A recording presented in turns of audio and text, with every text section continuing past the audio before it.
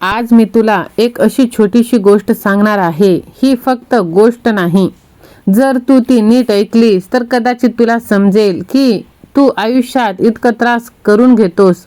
कदाचित तुला कळेल की काही गोष्टी धरून संपतात, पण आपल्या मनात त्या वर्षानुवर्ष तू घेऊन फिरतोस. बाळा, एकदा दोन भिक्षू जंगलातून चालले होते. संध्याकाळची वेळ होती, शांतता, आणि त्यांच्या समोर एक नदी. नदी फार खोल नव्हती, पण तिथे एक स्त्री उभी होती जी तिला पार नदी करता येत नव्हती. पहिला भिक्षू शांतपणे पुढे गेला आणि त्याने त्या स्त्रीला उचललं. नदी पार करून तिला दुसऱ्या बाजूला सोडलं. पण पुन्हा आपल्या वाटेने तो चालायला लागला.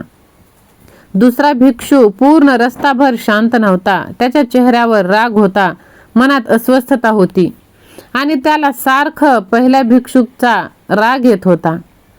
पण नंतर न राहून त्याने विचारलं की आपण भिक्षू आहोत, आपण स्त्रीला स्पर्श करू नये. तू असं का केलंस? तेव्हा पहिला भिक्षू हसला आणि शांतपणे म्हणाला, मी तिला नदीच्या काठी सोडलं, पण तू अजूनही तिला मनात घेऊन चालत आहेस. इथेच एक मोठा धडा लपलेला आहे. आपल्या आयुष्यातील खरा त्रास घटनेमुळे होत नाही. तो होतो आपण ती घटना मनात किती वेळ धरून ठेवतो यामुळे. आणि यालाच म्हणतात अटॅचमेंट.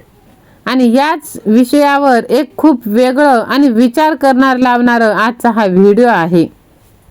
होय बाळा, आज माणूस बाहेरच्या समस्यांमुळे कमी, पण मनात धरून ठेवलेल्या गोष्टींमुळे जास्त त्रास सहन करत आहे. कोणी काही बोललं, कोणी आपल्याला सोडलं, कोणीतरी आपल्याला कमी समजलं.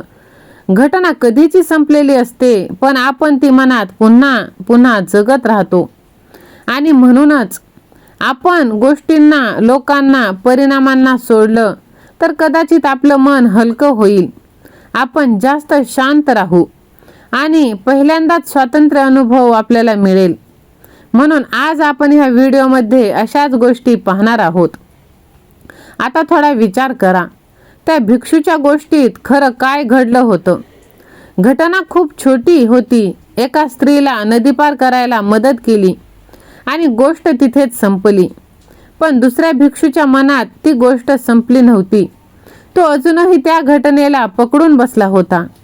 इथेच एक मोठं सत्य लपलेलं आहे. घटना आपल्याला दुखावत नाही, आपण त्या मनात किती वेळ धरून ठेवतो ते आपल्याला दुखावतं. म्हणूनच एक खूप साधा पण खोल विचार.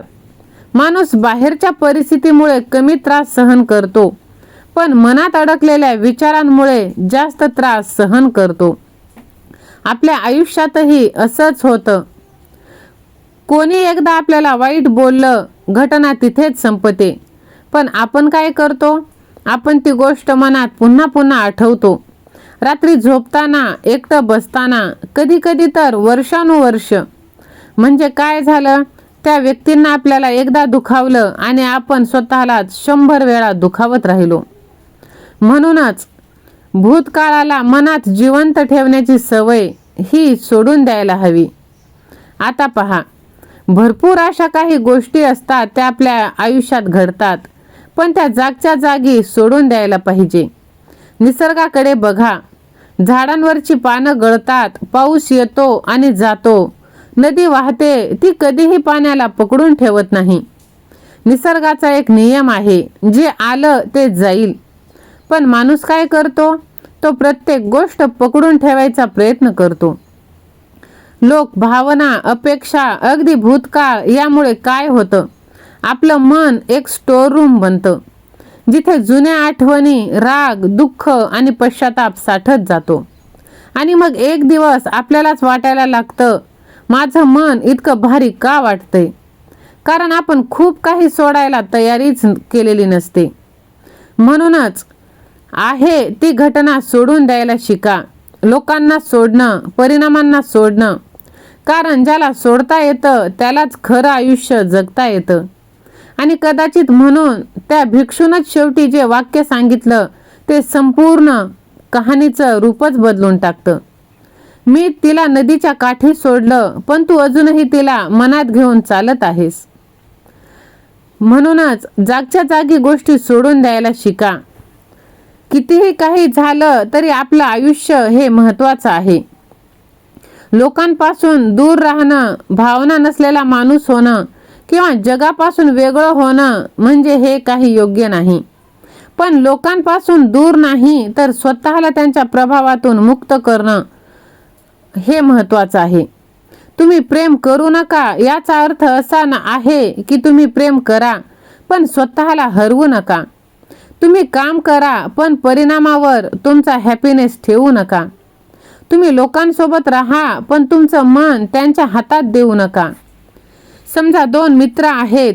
पहिला मित्र रिलेशनशिपमध्ये आहे आणि तो पूर्णपणे इमोशनली डिपेंडेड आहे.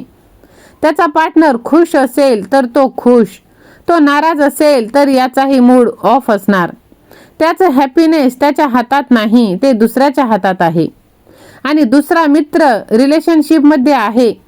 तो प्रेम करतो, काळजी घेतो, वेळ देतो, पण त्याला एक गोष्ट माहीत आहे, त्याचं हॅपीनेस त्याच्या आत आहे. जर रिलेशनशिप राहिलं तर तो आनंदी आहे. जर ती संपली तरी त्याचं आयुष्य संपत नाही. हा फरक आहे अटॅचमेंट आणि डिअटॅचमेंटमध्ये. तुझ्याशिवाय मी काहीच नाही, तू आहेस म्हणून आनंद आहे, पण माझं अस्तित्व फक्त तुझ्यावर अवलंबून नाही, हे तुम्ही समजून घ्यायला पाहिजे. जीवनात येणाऱ्या प्रत्येक गोष्टीचा आनंद घ्या, पण तुमचं अस्तित्व त्यावर अवलंबून ठेवू नका. हे समजण्यासाठी खूप काही आपल्याला शिकावं लागतं आणि त्यासाठीच पहिली गोष्ट म्हणजे आपण आपल्याला ओळखायला पाहिजे. आपल्या गरजा आपण ओळखायला पाहिजे.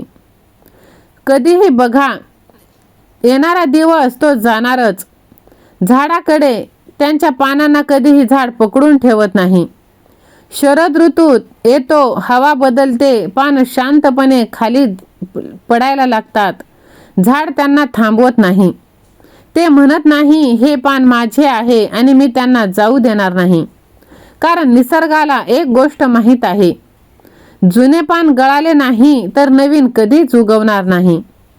म्हणून सोडणं म्हणजे नुकसान नाही, सोडणं म्हणजे नवीन गोष्टींसाठी जागा तयार करणं. आणि हीच गोष्ट आपल्या आयुष्यातही लागू होते. इतकं घट्ट पकडून आपण ठेवतो की आपल्या आयुष्यात नवीन काही येण्यासाठी जागाच राहत नाही. जुने राग, जुन्या आठवणी, जुन्या अपयशाच्या गोष्टी हे सगळं मनात धरून ठेवताना आपण नकळत आपल्या फ्युचरची धारकच बंद करतो. म्हणूनच आहे ते सोडून द्यायला शिका. शांत राहा. निसर्ग नियमाचा तुम्ही अवलंब करा. काहीही झाले तरी आपलं आयुष्य हे आपल्या आनंदावर आहे आणि ते आनंद बाहेरून मिळणार नाही.